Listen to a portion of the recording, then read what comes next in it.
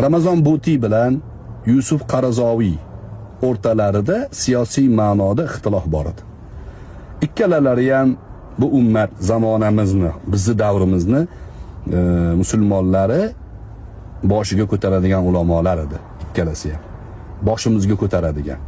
Meni atrofimdagi deyarli Hazratning shogirdlarining aksariyatining fikriy qarashlari Yusuf Qarzoviyni, Avlaviyat asarlarini o'qib, Ramazon Butiyni fikriy qarashlari o'sha aqidada bo'lsin, la ya'tihil batil asarlarini o'qib katta bo'lishgan, fikr shakllangan. Lekin ikkalalarini o'rtasida fikriy qarashda ixtilof bor edi. Suriya masalalarida. Ramazon Butiy Suriyani ichida, "Oy, qurol ko'tarmanglar. Oy, buni to'g'ri hal qilish kerak. Oy, vaqti keladi. Oy, xalqqa qiyin bo'ladi." Demokratik davlat sifatida tanqidga uchragan edi Suriyani hukumat. Lekin shuncha qon to'kishlikka qarshi edi Ramazon Butiy. Alloh rahmat qilsin. Ramazon Butiyga Yusuf Qarzoviy qarshi edi. Yo'q, qurolli harakat qilish kerak degan fikrda edi. Ikkalasi ham ulamo, ikkalasi ham ustozlarning ustozlaridan, shayx hazratlaridan kelib so'raganmiz. Tabiiy bu narsalar bo'lgan bizda. Tabiiyki. Bir tomonda Butiy hazratlari, bir tomonda Qarzoviy hazratlari. Alloh rahmat qilsin ikkalalarini ham. Hisob kitobga ketishdi. Biz ham ketyapmiz hisob kitobga. Hazratdan so'raganmiz, qanaqa fikr bo'ladi bu yerda?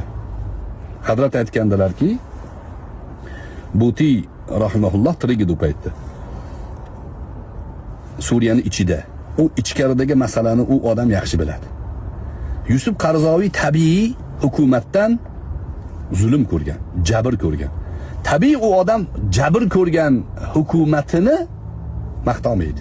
Uni siyosatini yoqla olmaydi. Uni ham to'g'ri tushunish kerak. Va degandalar, Imom Zahabiyni, Shamsiddin Az-Zahabiy bor. 7-asrni allomalaridan mashhur alloma, Siyar A'lomun Nubaloda o'z zamonasidagi ulamolarni bir-biriga bo'lgan shunaqangi fikriy muxolifatini zikr qilib aytganki, aqronlar o'rtasidagi bunaqa fikrlar tashlanadi degan.